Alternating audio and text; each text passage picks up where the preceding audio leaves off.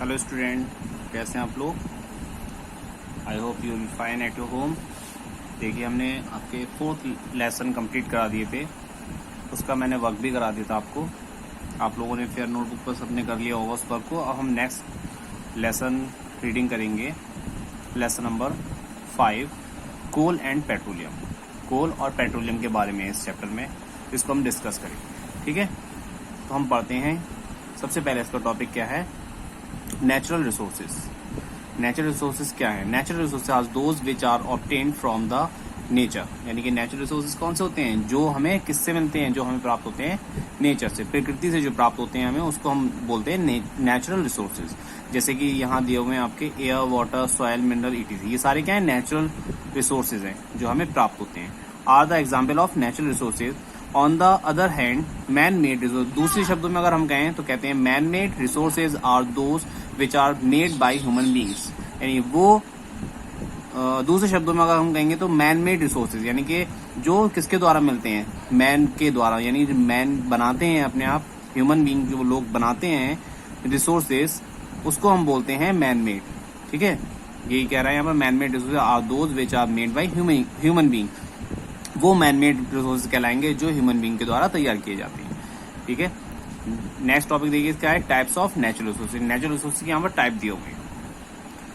क्या है इसमें? Natural resources may be divided into the following types. यानी कि इसमें नीचे टाइप्स दिए हुए हैं, कौन कौन से। सबसे पहले आता है exhaustible natural resources. Exhaustible natural resources कौन से होते हैं? जो लिमिटेड होते हैं, ठीक है, लिमिटेड क्वांटिटी में होते हैं, जो क्या होते हैं? खत्म भी हो सकते हैं उनको। इसलिए हमें क्या करना चाहिए? उनको ओवर यूज के लिए अवॉइड करना चाहिए। These are resources which are in limited quantity. Their overuse should therefore be avoided. Fossil fuel, forest and wildlife are the example of exhaustible. ये सारे आपके एग्जाम्पल हैं exhaustible resources के। इसके आगे हम नेक्स्ट पेज पर देखते हैं। नेक्स्ट पेज पर हमारा नेक्स्ट आया इन एग्जॉस्टेबल नेचुरल रिसोर्सेज। ये कौन से रिसोर्स होते हैं? ये जो कहते हैं लिमिटलेस होते हैं, जिनकी सप्लाई क्या होती है? खत्म नहीं होने वाली है। These resources of which there is a limitless supply. Sunlight and air are the example of inexhaustible resources. यानी कि इसके जो एग्जाम्पल है वो क्या है? सनलाइट और एयर, ठीक है। नेक्स्ट हम पढ़ते हैं फॉसिल फ्यूल। फॉसिल फ्यूल के बारे में क्या है फॉसिल फ्यूल? ठीक है, the fuel which were formed by the decomposition of remain of prehistoric plant and animals buried under the earth million of years ago are called fossil fuel. यानी fossil fuel क्या है? Fossil fuel वो fuel बोल सकते हैं जिसको हम million of years एगो, लाखों करोड़ों साल पहले जो जितने भी प्लांट्स थे या एनिमल्स थे उसके जमीन के नीचे दब गए किसी भी डिजास्टर की वजह से, ठीक है, जमीन के नीचे से दब गए। अब वो हमें मिलते हैं, उनका अवशेष मिलता है किसके रूप में? फ्यूल के रूप में। तो उसी को हम क्या बोलते हैं? फॉसिल फ्यूल बोलते हैं। कोल है, पेट्रोलियम है and natural gases are the example of fossil fuel. ये सारे किसके एग्जाम्पल हैं? नेचुरल फ्यूल के एग्जाम्पल हैं। अब सबसे पहले हम बात करते हैं फॉसिल फ्यूल का, कोल की। क्या है coal? Coal is the most plentiful and solid fuel used in cities, industries and power station. यानी यह है कि सब जगह यहाँ पर यूज होता है। ये कैसा है? प्लेंटिफुल ऑफ एंड सॉलिड फ्यूल है। कैसा है कि बहुत प्रचुर मात्रा में मिल भी जाता है, सिटीज में इसका यूज भी किया जाता है, सिटीज में, इंडस्ट्रीज में, पावर स्टेशन हैं जैसे जहाँ पर थर्मल पावर बनाई है, यहाँ पर कोई भी पावर सप्लाई की जाती है, उसमें भी इसका यूज होता है। It is compose primarily of carbon, the percentage of which varies in different type of coals. यानी कि जो कार्बन, ये किससे बना हुआ था? कार्बन का एक है, ठीक है, कार्बन का बोल सकते हैं कि इसका सब्सटेंस है ये। तो इसके क्या है? ये डिफरेंट, इसकी जो परसेंटेज होती है कार्बन की, वो इसके टाइप पर निर्भर करती है। यानी कि जितनी परसेंट होगी वो उसका टाइप बनता है कोल का, ठीक है। It is found in the coal mines deep under the surface of the earth. It is found in the coal mine. कहाँ पाया जाता है? ये कोल माइन में पाया जाता है। Deep under the surface of the अर्थ की डीप, यानी कि अंदर बहुत नीचे जाकर, अर्थ के बहुत नीचे जाके इसकी माइंस होती हैं जिसमें ये कोल हमें प्राप्त होता है। It is one of the earliest use fossil. ये क्या है? जल्दी से जल्दी यूज करने वाला ये फॉसिल्स है, ठीक है। नेक्स्ट आया फॉर्मेशन ऑफ कोल। कोल किस प्रकार से बनता है? यहाँ पर आपको डायग्राम भी दिख रहा है, डायग्राम में किस तरीके से बनना है ये, ठीक है। टेम्परेचर, प्रेशर की वजह से, हीट की वजह से ये क्या है? कोल का निर्माण हो रहा है। यहाँ पर देखिए, the formation of coal is a very slow process. ये कैसी प्रोसेस है? बहुत स्लो प्रोसेस है। Coal was formed when plant remain got buried hardened and chemically changed under high temperature and pressure of the top layer। Top layer पर क्या होता है? High pressure, high temperature होने की वजह से ये कोल जो है क्या होता है, जो प्लांट बरीड है यानी कि जो अंदर दफन प्लांट है उनसे, उनके द्वारा ये बनता है। किसके द्वारा?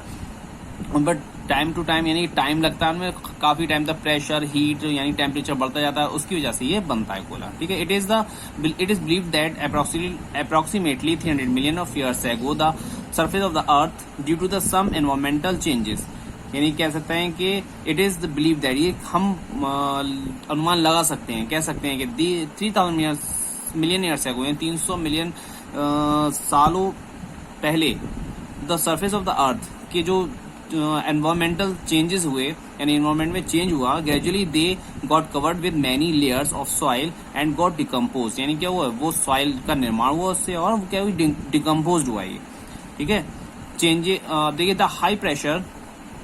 High pressure and intense heat ultimately converted the buried remain into coal, यानी कि जो उसके अंदर दफन थे क्या पेड़ पौधे, वो किस में बदले, यानी कि प्रेशर बढ़ने से ज्यादा प्रेशर बढ़ा उसमें और हीट लगातार बढ़ती गई, तो इसकी वजह से जो इसमें अंदर दफन थे पेड़ पौधे तो वो किस में बदल गए, कोल में बदल गए। Therefore is also called a fossil fuel and the process of coal formation is termed as the qualification, यानी कि इसको हम फॉसिल फ्यूल भी बोलते हैं और इस जो प्रोसेस है बनने की, कोल बनने की, उसको हम बोलते हैं qualification. The greatest coal forming age was the carboniferous age 280 to 450 million years ago, यानी कह रहे हैं कि ग्रेटेस्ट कोल फॉर्मिंग जो एज कहलाती है, कॉनिफेरस एज, कार्बनिफेरस एज बोल सकते हैं, जो कितनी है 280 यानी ये 280 मिलियन ईयर्स से 450 मिलियन ईयर्स तक पहले तक की एज कहलाती है। ठीक है। अब देखेंगे हम टाइप ऑफ कोल, कितने प्रकार के कोल होते हैं, कोल के भी टाइप होते हैं। देखिए, coal is compose of carbon, यानी किससे बनता है, कार्बन से बनता है, ये तो हमें पता है ये। ठीक है। It is classified on the basis of amount of carbon it contain, the amount of heat energy is it can produce. The type of coal form depend on the vegetation that got buried. क्या हुआ इसका मतलब, ये कह रहा है कि इसके जो अंदर कार्बन होते हैं, कार्बन कंटेंट होते हैं, वो किस पर डिपेंड करते हैं, एनर्जी, हीट एनर्जी पर। इट कैन प्रोड्यूस, ये कितनी हीट एनर्जी प्रोड्यूस कर सकते हैं, वो उसकी कार्बन पर डिपेंड करती है। The type of coal form depend on the vegetation that got buried, यानी कि जो वेजिटेशन, जो भी प्लांट हैं, पौधे हैं, वो दफन हुए, उसकी वैरायटी पर भी डिपेंड करता है कि वेजिटेशन किस टाइप का था, तो उस पर क्या करता है, वेजिटेशन पर भी डिपेंड करता है कोल। ठीक है। सबसे पहला आया हमारा, पहला नंबर है पीट, ये भी एक प्रकार का कोल है। पीट, ये कौन सा कोल है, पीट is spongy type of organic matter which lot of fibre, यानी कैसा है, स्पंजी टाइप का है, इसमें बहुत सारे छेद होते हैं, स्पंजी टाइप का होता है, और जिसमें बहुत सारे क्या होते हैं, मैटर में बहुत सारे फाइबर भी होते हैं। It is considered as the earliest stage in the formation of coal and the top most layer in the coal forming environment, यानी environment में जो टॉप मोस्ट लेयर है, यानी ऊपर की जो सबसे अर्थ की लेयर है, उसमें जो बरीड होके बनेगा सबसे पहले जो मिलेगा हमें कोल, तो वो पीट कोल होता है। ठीक है। The cellulose of the plant material is still evident in it, यानी इसके अंदर पूरी तरीके से जो सेलुलोस होता है प्लांट के अंदर, वो पूरी तरीके से इसमें से नष्ट नहीं होता है, इसमें एविडेंस के तौर पर, यानी सबूत के तौर पर रहता है। ठीक है। When is buried as the result of temperature and pressure changes, the peat slowly turns into matter which is richer in carbon. ये कह रहा है व्हेन इट इज बरीड, जब ये दफन हो जाता है, as a result of temperature and pressure, जब टेम्परेचर और प्रेशर चेंज होते हैं या उनका दबाव पड़ता है इस पर, the peat slowly turn into matter, कैसे में, मैटर में चेंज होता है, which is richer in carbon, कैसा होता है, कार्बन से रिचर होता है। अब हम नेक्स्ट पेज पर देखेंगे इसका। देखिए, हम नेक्स्ट पेज पर आ गए, सेकंड नंबर है, सेकंड था हमारा lignite. It is young form of coal formation, it also a lot of fibrous matter, has high moisture content, it has lowest energy content and hence its value as fuel is low. It is also known as brown coal, यानी कि इसको brown कोल भी कहते हैं। इसमें क्या कह रहा है कि ये यंग कोल भी बोलते हैं, जल्द से जल्द बन जाता है ये। ठीक है। ये कोल का निर्माण जल्दी हो जाता है। It also has a lot of fibrous, इसमें फाइबरस मैटर भी अधिक मात्रा में होते हैं। इसमें हाई मॉइस्चर भी बहुत ज्यादा होता है। ठीक है। It has a lowest energy content, इसमें एनर्जी जो कंटेंट होता है वो क्या होता है, लोएस्ट होता है, सबसे कम होता है। ठीक है। एंड इस वैल्यू, फ्यूल वैल्यू इसकी क्या, इसीलिए क्या होती है, लो होती है, क्योंकि इसमें हीट कम निकलती है, इसलिए इसकी जो फ्यूल वैल्यू होगी वो क्या होगी, लो होगी। नेक्स्ट है आपका bituminous coal. Bituminous coal is the most commonly used variety of coal because of its higher heating value, यानी कि कह रहा है बिटुमिनस कोल जो है मोस्ट कॉमनली यूज, ज्यादातर यूज किया जाता है, क्योंकि इसकी जो हीटिंग वैल्यू वो क्या होती है, वैरायटी अच्छी होती है, हाई होती है हीटिंग वैल्यू उसकी। इट इज शाइनी ब्लैक, कैसा होता है ये शाइनी ब्लैक कलर का होता है। Its colour and low moisture content, इसका जो मॉइस्चर होता है लो होता है, मॉइस्चर लो होगा तो ये जलेगा भी अच्छा। ठीक है, नेक्स्ट आया एंथ्रासाइट, ये हाई क्वालिटी का होता है। Anthracite is the best form of coal, यानी सबसे बेस्ट कोल है ये एंथ्रासाइट जो है। ठीक है, it has very little moisture content and it often called smokeless coal, यानी कि इसके क्या होता है मॉइस्चर कंटेंट क्या होता है बहुत कम होता है, बहुत ही ज्यादा कम मात्रा में होता है, इसीलिए इसको स्मोकलेस कोल भी बोलते हैं। इट कार्बन, इसमें जो कार्बन की मात्रा होती है कितनी होती है 95% होती है। ठीक है, नेक्स्ट आया कोल डिपॉजिट, कहाँ पर पाया जाता है, किस तरीके से उसको रखा जाता है संभाल कर। ठीक है, डिपॉजिट जमा किया जाता है। Coal deposit are found in almost all parts of the world such as Europe, Asia, Australia, North America and the Arctic region, यानी इन सब जगह पर पाया जाता है। ये सब किसके नाम दिए हैं, कॉन्टिनेंट्स के नाम दिए हैं। इन इंडिया, इंडिया में कहाँ पर रिजर्व किया जाता है, फ्रॉम द वेस्ट बंगाल और उड़ीसा, झारखंड, बिहार, आंध्र प्रदेश एंड मध्य प्रदेश। ठीक है, इन सब जगहों पर क्या होता है इसको रिजर्व किया जाता है। The Jharia mines in Jharkhand started coal production in, coal की प्रोडक्शन कब शुरू हुई थी, झारिया कहाँ पर है, झारखंड में स्टार्ट हुई थी 1894 में स्टार्ट हुई यहाँ पर। ठीक है, product of coal their uses, यानी कि प्रोडक्ट कोल के प्रोडक्ट हैं और उनका यूजेस है, इसके बारे में हम बात करेंगे।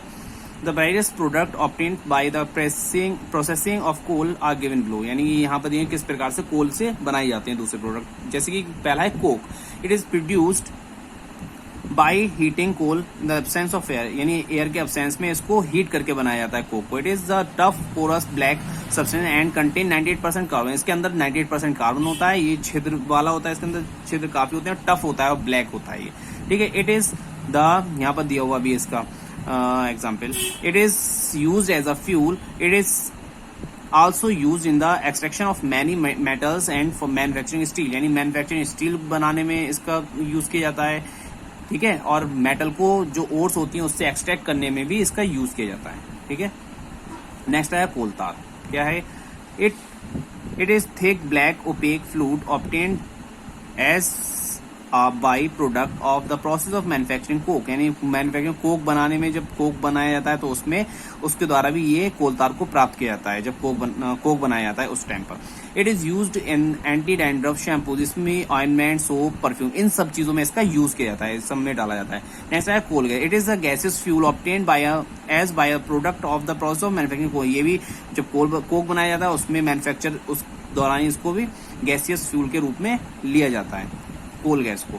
ठीक है, before the development of natural gas supplies it was used as domestic and lighting fuel, यानी कह रहा है before the development of natural gas supplies होने से पहले इट वाज डोमेस्टिक, ये लाइटनिंग फ्यूल के रूप में इससे पहले यूज किया जाता था।